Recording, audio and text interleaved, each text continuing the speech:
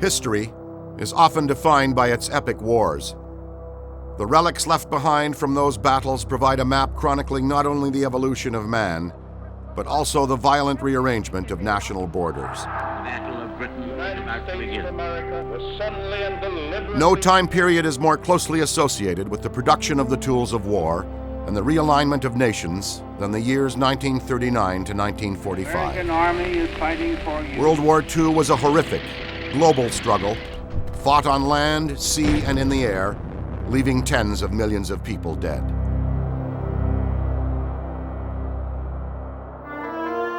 Decades have passed since the end of the Second World War, but the question of what future generations will take away from history's most destructive conflict remains.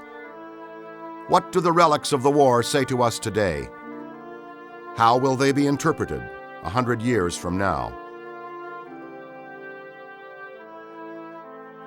What do the people who once wore these uniforms and clothing as combatants, victims, and survivors want us to know about their own personal role in World War II?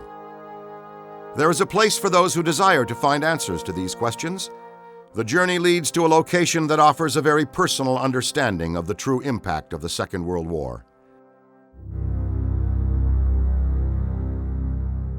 In this setting, people come to reach out and touch history, interacting with leaders and generals, heroes and villains, soldiers and victims.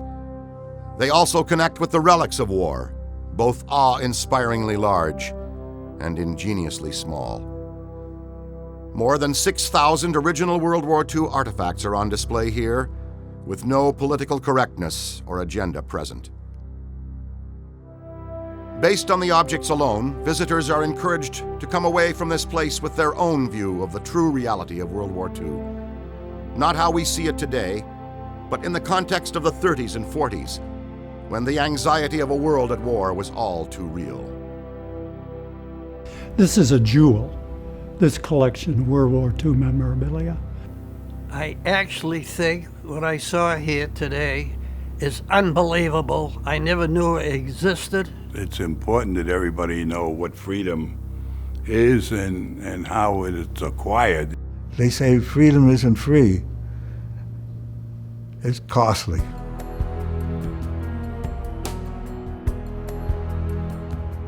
West of Boston, Massachusetts, in this 10,000 square foot building on a quiet tree-lined street, is housed the largest private collection of artifacts from the Second World War. The Museum of World War II is the vision of one man who has spent over 5 decades assembling the most complete and personal collection of artifacts and documents from the defining moment of the 20th century. The collection had really become a mission to preserve the lives of all these people and to preserve what really happened, the reality, and preserve it in a way that people in the future can look at the materials, look at the information people had at the time, not retrospectively, not what people wrote about it after the war, not distilled by historians, but just how people saw it at the time, what influenced them, and people could come to their own conclusions. That World War II is seen as a simple situation. It wasn't, but compared to now, people think of it as the good guys had white hats, the bad guys had black hats, you knew who was who, there were clear missions, nothing was ambiguous. Now we face a world in which everything is ambiguous. Ken Rendell's World War II collection was evolving long before saving the artifacts and personal stories of the war mattered to most. For many in the early 1960s, the Second World War was still too fresh, a nightmare better left in 1945. The war would eventually have its place in history, but just not yet. When I started collecting World War II more than 50 years ago, nobody was really interested in collecting it. I think it was so immediate to people. They knew people who had died. There were a lot of people who were wounded. I think it was just too immediate for people to think of saving it.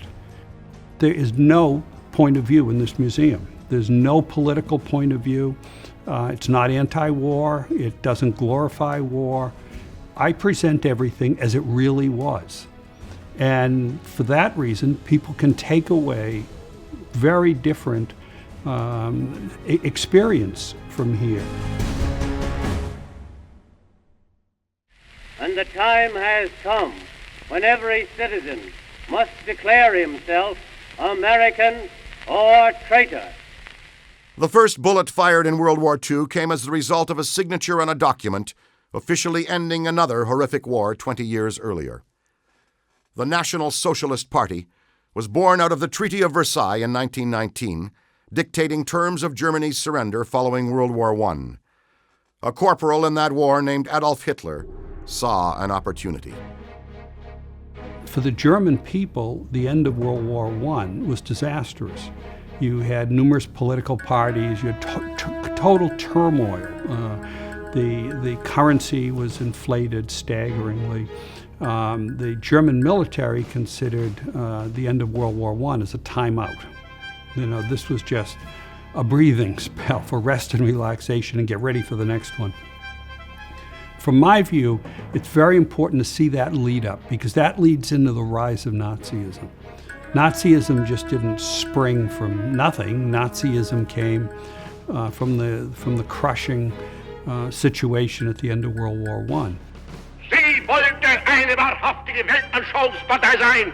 Und zweitens, sie wollte daher kompromisslos die einzige Macht. Irmgard Schmid witnessed the rise of Nazism as a child growing up in Germany. I was in third grade in school, in a school where uniformed men came to our school and put up posters of inscribed posters saying, Die Juden sind unser Unglück, meaning the Jews are our downfall. I had information coming from all sides. There were the posters, there were the soldiers coming in and saying Germany is the greatest, the best, the finest, and our beloved Führer Adolf Hitler, unser heißgeliebter Führer, stuff like that. In America, people would fall off their chairs screaming with laughter if we had to call any of our leaders hotly beloved.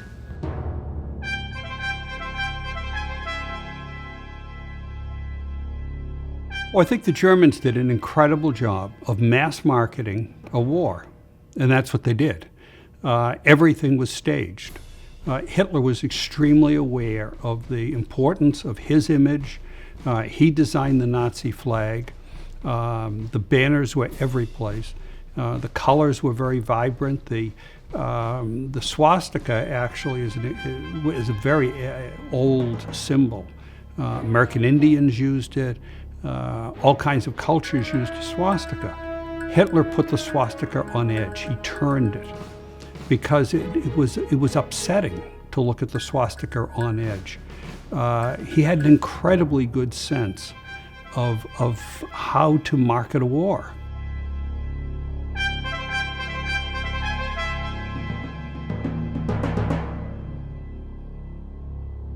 I mean, here he is right out of a Wagner opera. He is literally the knight in shining armor riding in to save Germany. So all of this propaganda, all of this imagery was extremely important in building the image of Hitler.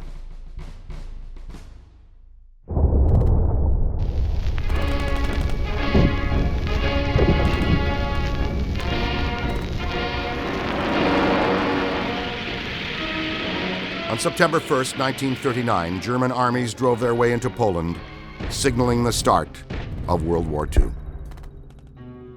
The museum's collection, broken down into over 30 sections, begins its pursuit of preserving the reality of the war with Germany's Blitzkrieg, or lightning war, into Eastern Europe, the emphasis on the awe-inspiring power behind Nazi war production in the early days of the fight. I think that the German veterans that we've had here have a very realistic view of the war. I have not personally heard German veterans with revisionist points of view. They're pretty straightforward about the role that they played.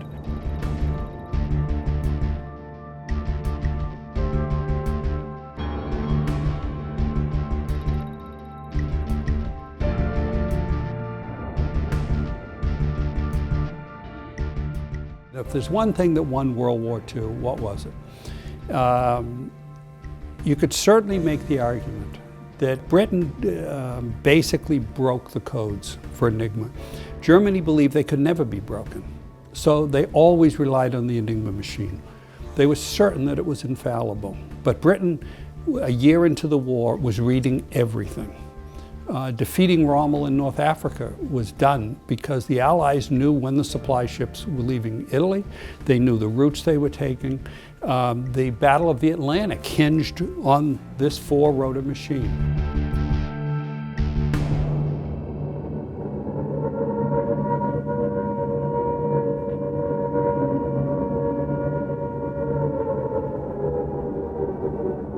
It took the German army 27 days to overrun Holland, Belgium, Luxembourg, and France.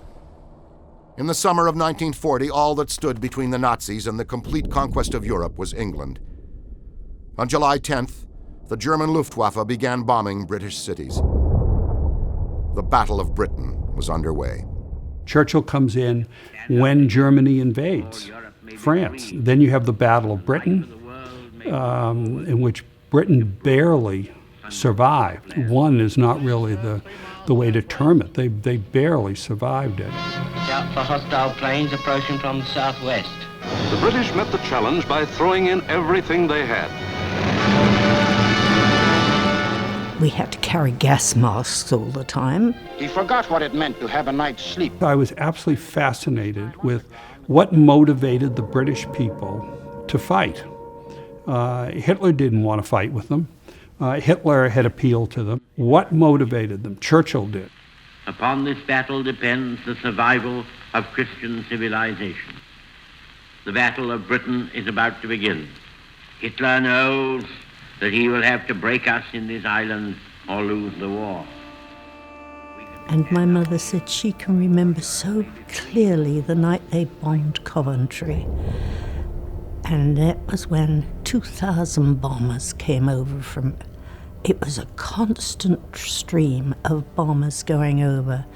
And of course, in the morning, there was nothing left. There was not a stone upon a stone left in Coventry. And that's like a city about as big as Boston. If the British Empire and its Commonwealth last for 1,000 years, men will still say, this was their finest hour.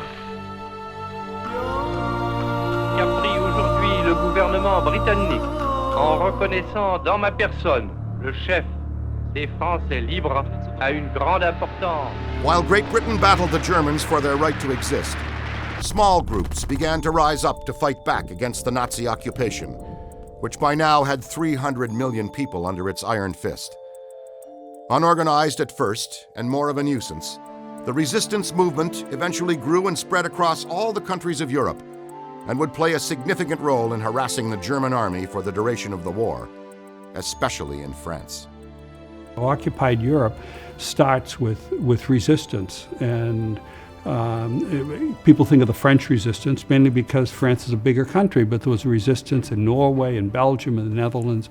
There was a resistance everywhere, but it was really hard going to resist an occupying army that would kill a large number of people for any infraction of their decrees. There are decrees here, if a telephone line is cut, 50 people will be killed. Well, do you really want to cut the telephone line?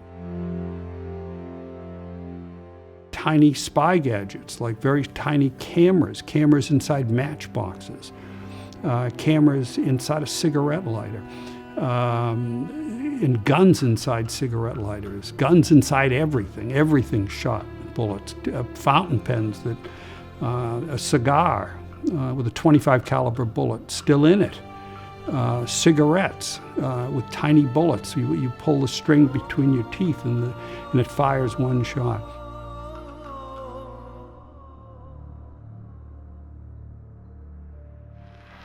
Nachdem man das ablehnte, hab ich allerdings dann keinen halben Entschluss mehr gefasst.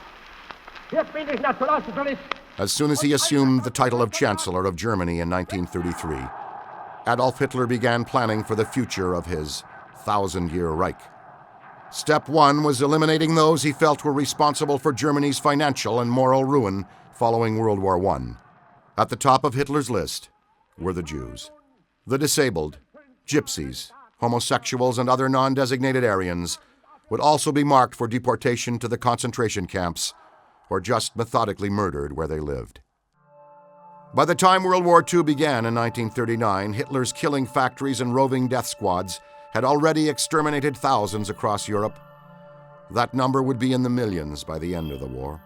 There were all kinds of Hitler youths and SS men, SR men, having a bonfire in the street behind the church. And opposite the church was a synagogue. And it was, all the doors were boarded up, and the Jews had sort of disappeared. There were none in our school anymore, no Jewish school children, and they were, by that time, wearing yellow stars. This area was designed to be very claustrophobic, to be very in your face. When you come into this area, the first thing that you are right up close to are these SS soldiers. And these are concentration camp guards. And their outfits, their uniforms were designed to threaten people. They're really a propaganda statement. The skull and crossbones on the top, the black uniform, the jodhpurs, very crisp looking, the red armbands. They're very shocking, and it was a really clear statement. When these people knocked on your door, it was over.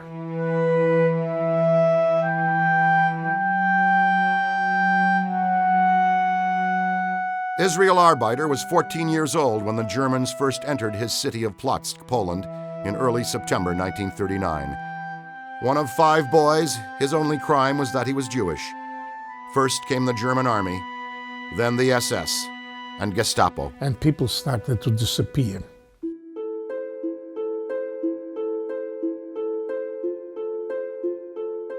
With the occupying the city by the SS, the occupation forces, and depriving us of the civil rights, at the age of 14, I was declared a slave, condemned to death for the only crime that I committed because I was born to Jewish parents.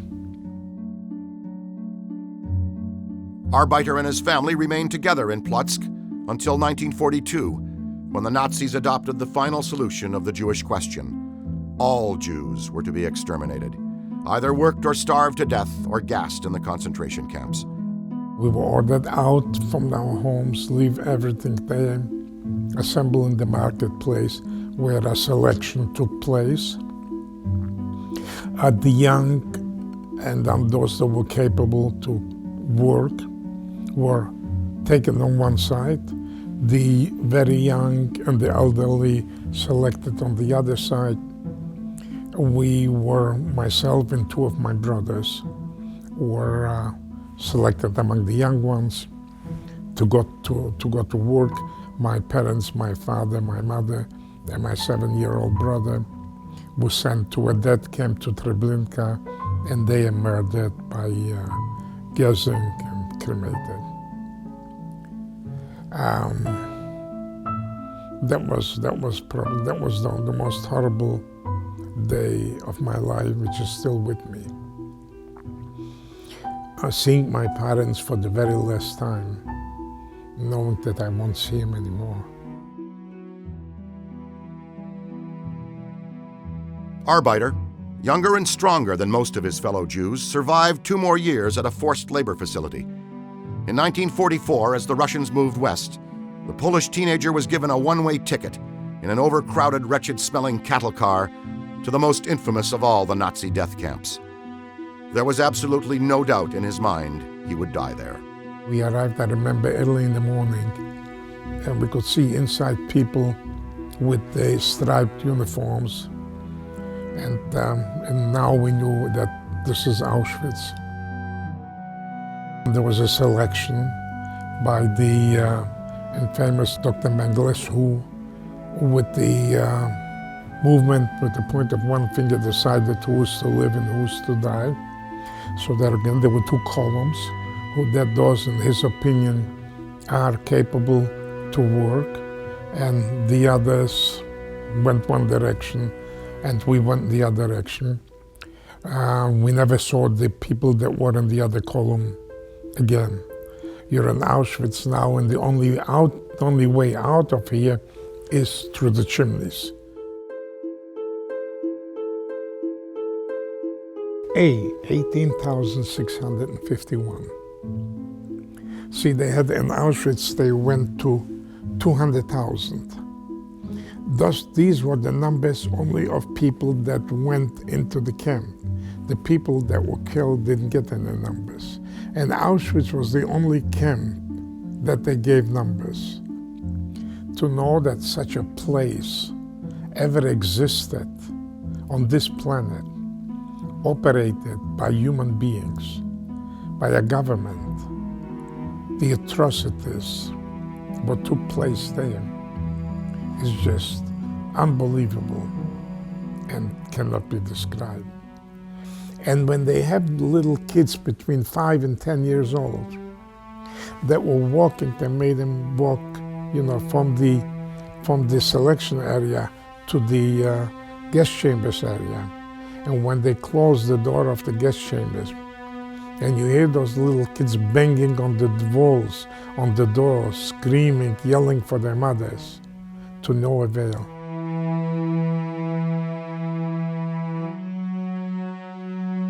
In April of 1945, Izzy Arbeiter and any survivors left at Auschwitz were sent from the camp in Poland to Germany, where the Nazis planned to eliminate any remaining witnesses to their death camps.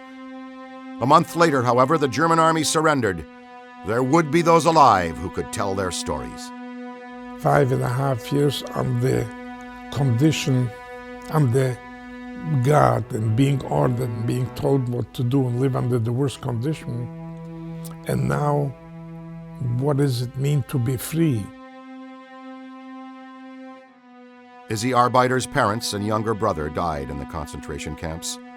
Miraculously, 2 other brothers survived.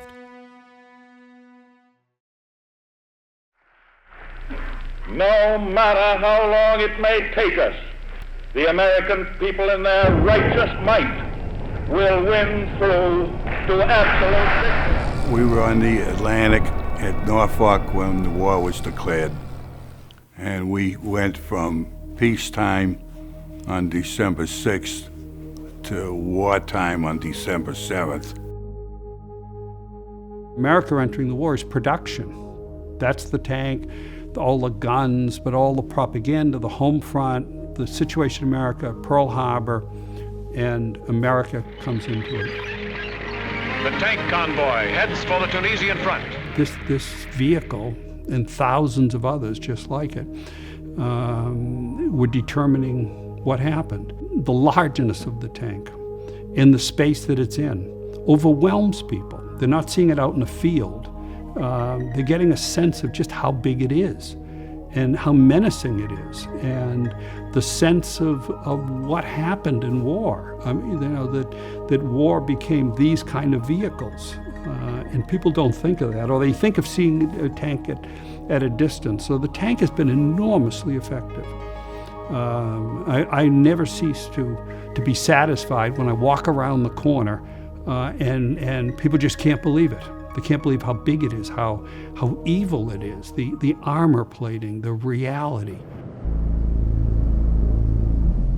The instruments of war for an American medic in World War II consisted of bandages, morphine, scissors, and a helmet marked with 4 large red crosses.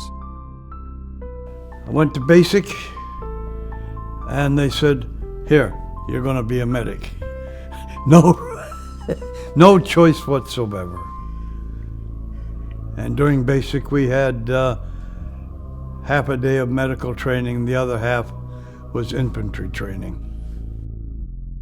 The museum is full of ghosts, the ghosts of all these people who created and used all these things are kept alive.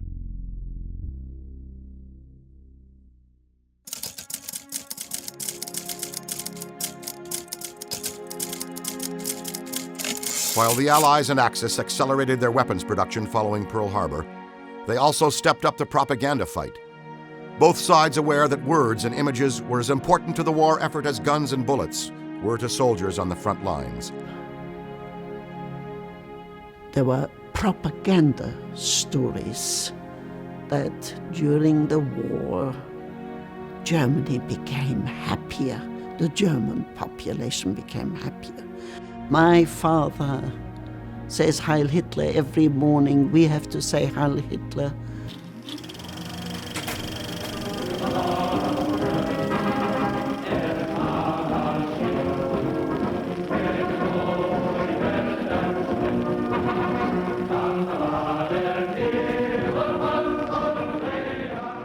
The Museum of World War II's propaganda collection is one of the most complete in the world, and no government in history waged the public relations fight any better than the Nazis.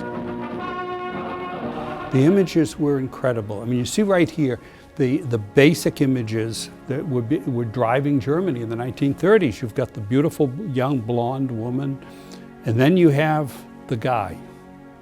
And underneath it just says, "And you?" ? And it's interesting that American propaganda was anti-Japanese, and it was anti-Hitler. It wasn't anti-German, because the largest ethnic group in America was German. But nobody knew Japanese Americans.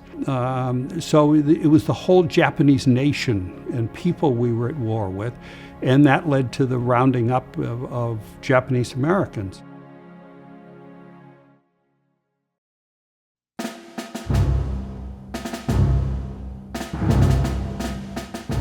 Thanks to the propaganda machine, Allied and Axis generals became household names during World War II. Dwight D. Eisenhower, Omar Bradley, and Bernard Montgomery grabbed headlines for the Allies, while Erwin Rommel did the same for Germany. One general, however, stood out from the rest. George Patton was loud, arrogant, and often in trouble with Eisenhower.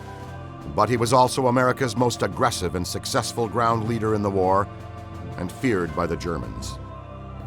I had the opportunity one day to go in and fix General Patton's trailer. So I got a chance to speak to him.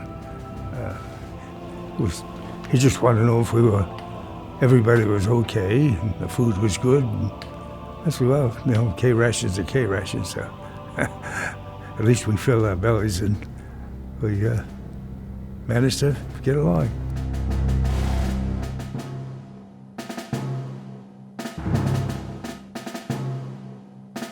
It's not behind glass. It's right there. And I think it increases the reality.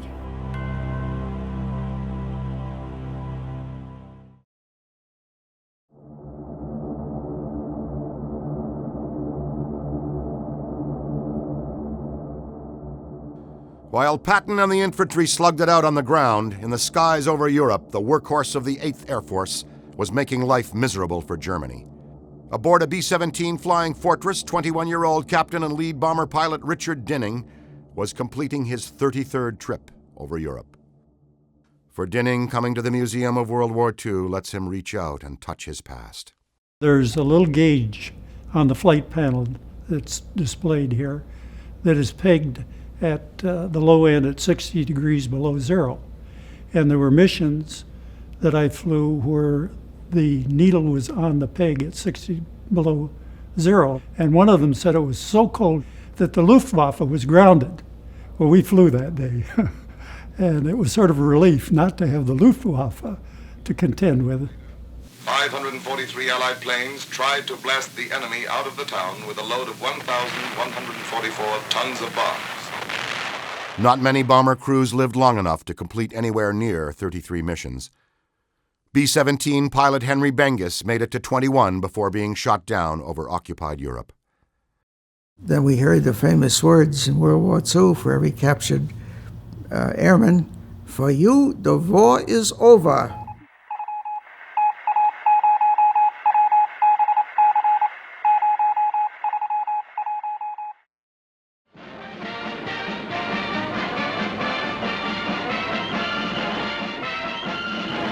The attack starts when a lone Nazi plane dives out of the sky, comes in very low, and unloads its bombs. In North Africa in 1942, the British were slugging it out in the desert with Field Marshal Erwin Rommel's Africa Corps. England's most famous general, the egocentric Bernard Law Montgomery, was able to turn back Rommel's once unstoppable Panzer Army at El Alamein, and in the process become a legend to a hero-starved British nation. In November 1942, the Americans joined the fight against Rommel with the launch of Operation Torch, the first joint attack planned by the U.S. Army and British. By May 1943, Torch had contributed to the destruction of the Africa Corps. The British Eighth Army, represented here by a really typical soldier, dressed completely differently. You know, shorts, it was very hot.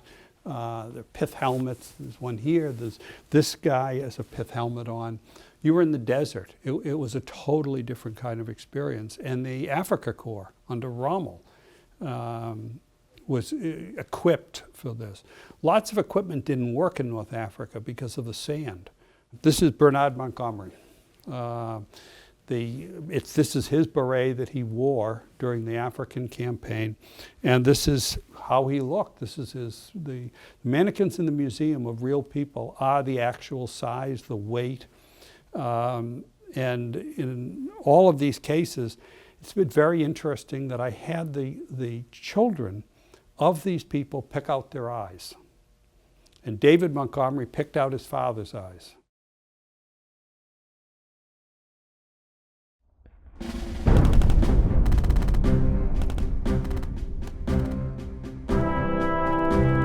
On the Eastern Front, the Germans were reeling against the counterpunch the Russian army had delivered to them at Stalingrad in the brutal winter of 1942-43, a fight which many consider the turning point of World War II. Germany was no longer on the offensive in the Soviet Union as they had been since 1941's Operation Barbarossa. Now the Germans were being pushed back into Poland, leaving behind hundreds of thousands of men, either dead, wounded, missing, or taken prisoner. This mannequin represents a lucky German soldier at Stalingrad. Lucky because he's got more or less winter clothing. And I've put actually a Russian jacket on him, which he would have gotten from a dead Russian soldier. But he's lucky. He has a hooded hat. They basically were totally unprepared. They knew that they were just going to win in the summer, that they'd never be there in the winter, so there was no winter clothing. And he's very fortunate. He's got large boots. Far more typical was anything that they could get to wear. And boots were actually made by the Germans out of rope. That's what these are. If Russia was not successful, all those German divisions would have been in France, and we never could have. We barely won in Normandy anyhow. And if we'd been fighting all the divisions that were in Russia, we wouldn't have won. The Russian front is extremely important. Through the streets where the chariots of the Caesars once rolled, tanks and trucks rumbled past historic landmarks. On July 9th, 1943, the Americans and British launched Operation Husky, the invasion of Sicily. Italian-speaking American GI Frank Palilla's job was to convince Italian partisans still aligned with the Germans not to interfere with the invasion. I was only 18 years old. Mostly it was to convince the Italians to side with the Americans. And so, you know, we would roam the areas and go to clubs and go to prisons and stuff like that to convince the people to side with us. In September of '43, the Allies pushed off from Sicily to invade Italy itself. In January of 1944, the Americans landed on a 15-mile stretch designated the Anzio beachhead, 30 miles south of Rome. The 4 months following the landings would turn out to be some of the most savage fighting of the entire war. It was very fierce because the Germans already had outposts and they were well defended. There wasn't a crossroad or a hilltop or a mountaintop which they didn't already have covered with artillery and with machine gun and small arms fire. It was very, very difficult to move day or night. After 21 years, a free Rome laughs again. A free Rome speaks again.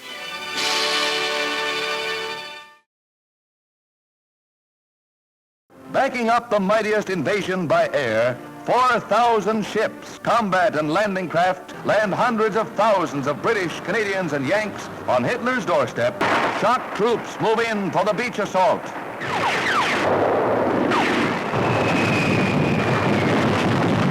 Don McCarthy knows what it's like to face death at the water's edge. On June 6, 1944, McCarthy went into Omaha Beach in Normandy as part of the initial wave of Operation Overlord, the invasion of Northwest France. Most of his fellow soldiers in the 29th Infantry Division, who went in before McCarthy, were already dead. I reached a point where I could see that I had to talk to God in a real hurry. And I remember looking up to God, and I yelled, God, no matter what it is you want me to do, I'll do it, forever or the rest of my life. At that point, Colonel Cannon, who was my regimental commander, had come along in the smoke and said, okay, guys, get off the beach, get your ass up here, get up to the beach and run. And it was almost simultaneously. And he yelled, 29, let's go. And we did. We got up to the berm, and we made it to the berm, and managed to get up there, soaking wet. So, I mean, we're talking about a beach that's like a quarter of a mile long to get up. And how I managed to get there, I don't know, but God was helping me. Soldiers, sailors, and airmen of the Allied Expeditionary Force, you are about to embark upon the great crusade toward which we have striven these many months. I have full confidence in your courage, devotion to duty, and skill in battle. We will accept nothing less than full victory. Good luck, and let us all beseech the blessing of Almighty God upon this great and noble undertaking. 4 miles to the east of Omaha Beach on D-Day, landing craft assault boats carrying 225 Rangers were heading for Pointe du Hoc. Their Rangers would have to assault a 100-foot-high cliff to neutralize 6 155mm artillery guns Allied intelligence had determined were set up and able to fire on troops and ships at Omaha and Utah Beach. What the Rangers didn't know was the guns had yet to be installed. Tom Ruggiero's LCA, with fellow 2nd Battalion D Company soldiers aboard, never made it to shore. Next thing I knew, when we got within about 800 yards from the point, we were taking an awful pounding, and one shell hit just in front of the bow of the landing craft, just picked it up, and we had almost a half full of water already. It just flipped it over. First thing I know, I remember hearing our captain and saying, abandon ship. We had no choice. We were dumped right into the water, and we lost 5 guys. Of the 225 Rangers assigned to scale the 9-story high cliff, 90 would be left standing when the fight was finally over on Pointe du Hoc. Tom Ruggiero was rescued after floating for 2 hours in the 42-degree temperatures of the English Channel.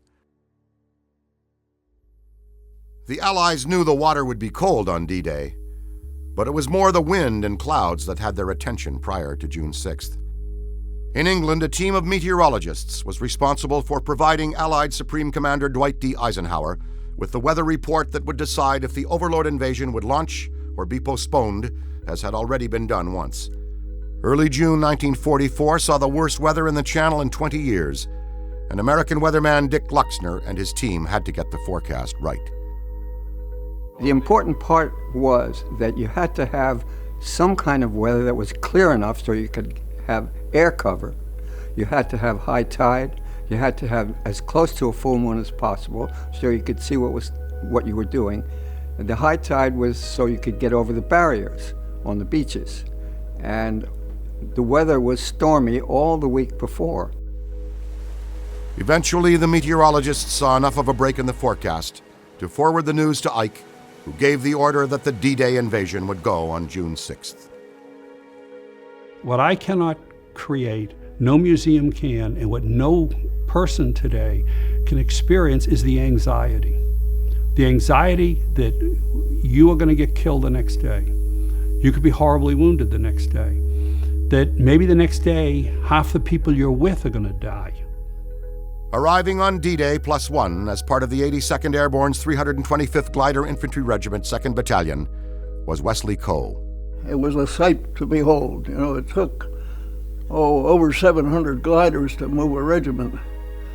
And we flew 3 abreast at the altitude of 600, 800, 1,000 feet.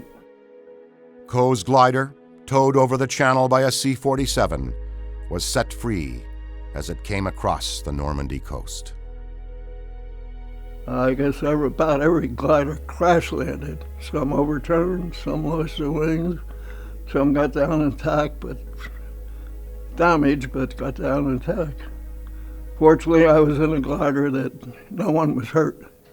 You look at how much stuff they had on. They could not get up into the airplanes themselves. They had to be pulled up. They were wearing hundreds of pounds of gear.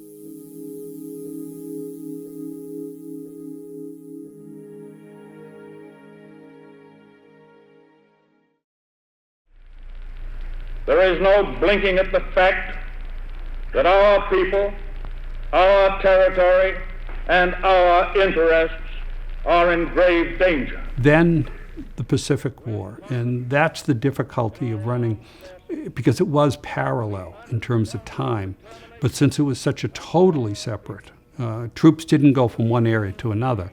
The troops for the Pacific were the troops for the Pacific. It was a totally different war.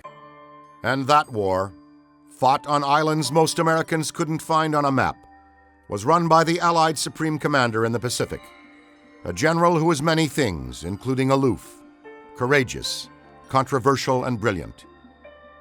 He required the highest kind of work ethic and creativity too, if that was ever in the books.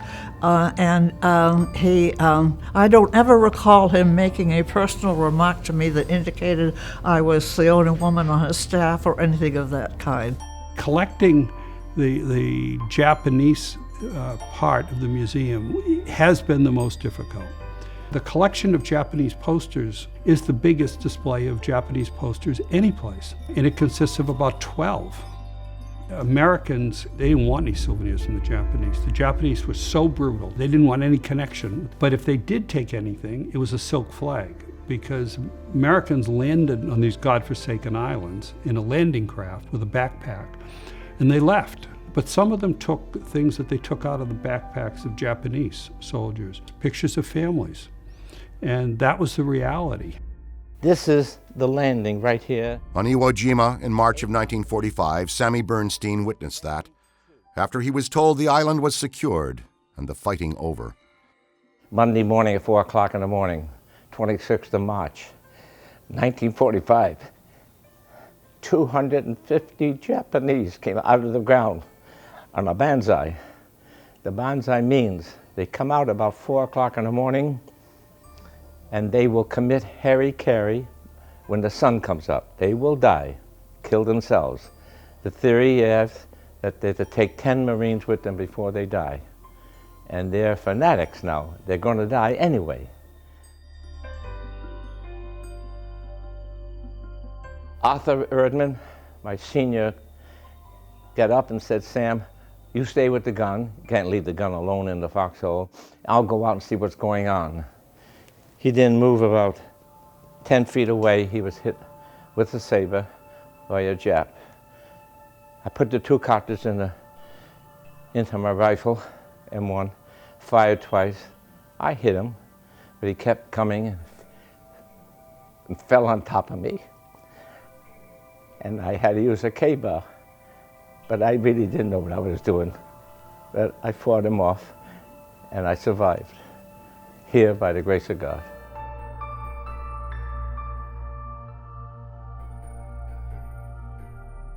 On the famed American aircraft carrier USS Lexington, radio man Bill Connolly saw his ship go down in the Battle of the Coral Sea in May of 1942. They found us the next day, and we found them at the same time. Our planes were attacking them while their planes were attacking us, and the Lexington was damaged badly, and we finally had to abandon the ship later in the afternoon.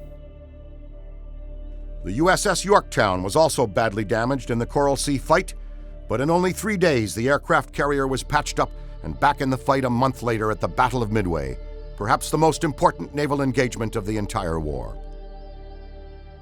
The Yorktown eventually sank at Midway on June 7th, courtesy of Japanese torpedoes, but not before Ensign Joe Gross and his crewmates on board had helped to turn the tide in the Pacific.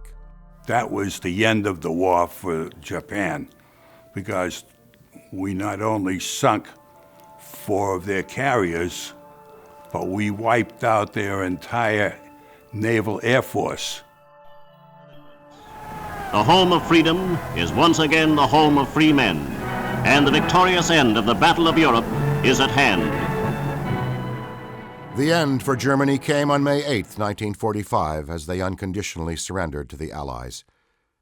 Hitler was already dead, committing suicide on April 30th on a sofa inside his bunker in Berlin as the Russian army advanced. World War II in Europe was finally over after almost 6 years. Left behind was death and total destruction.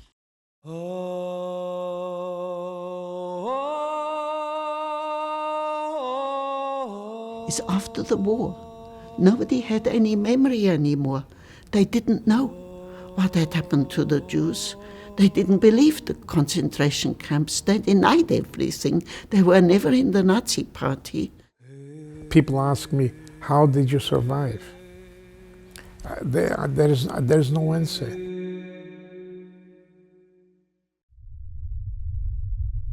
The world will note that the first atomic bomb was dropped on Hiroshima. Japan's war came to an end 3 months after Germany's.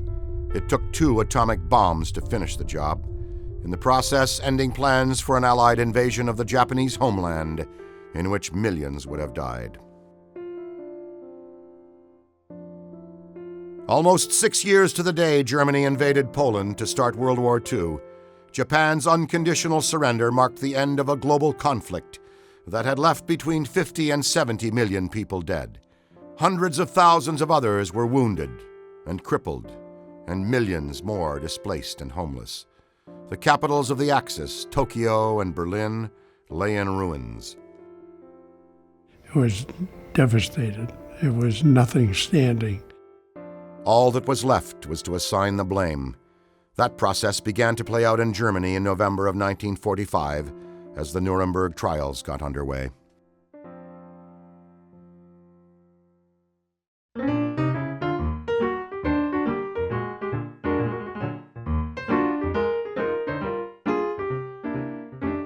In the end, was World War II really the good war?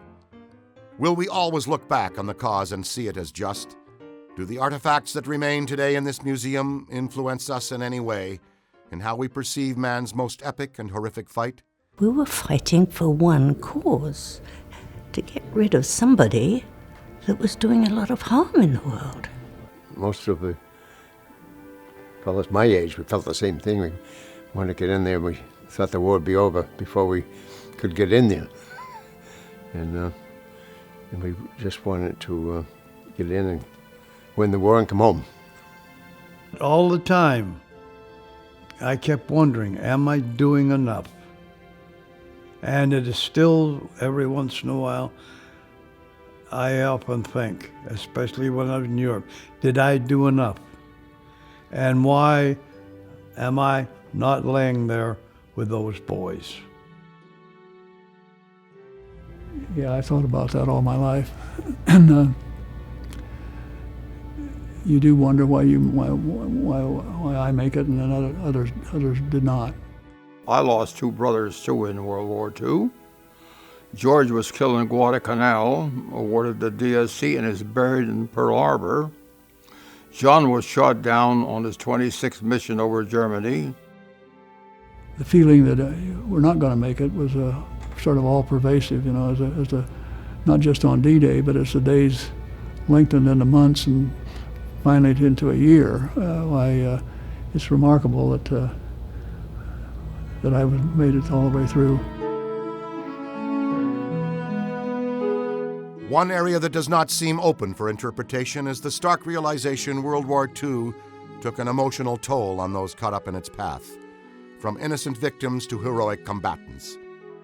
Dearest heart, how I wish this cruel business of war could be completed quickly. The letter that I think is the most important is a very long handwritten letter from Eisenhower to his wife, in which he's writing to Mamie about fairly routine things. And then there's a new paragraph, and he says, "It is a terribly sad business to total up the casualties each day, even in an air war, and to realize how many youngsters are gone forever. A man must develop a veneer of callousness that lets him consider such things dispassionately, but he can never escape a recognition of the fact that back home, the news brings anguish and suffering to families all over the country. Mothers, fathers, brothers, sisters, wives, and friends must have a difficult time preserving any comforting philosophy and retaining any belief in the eternal righteousness of things." That letter was written 2 years after Eisenhower was in the war. And the fact that his humanity lasted, that he still had tears in his eyes, is fantastic. It's wonderful that he could still experience the reality and value human life. War depends on real toughness, a fiber not only in the soldiers that must endure, but in the homes that must sacrifice their best. Always, Ike.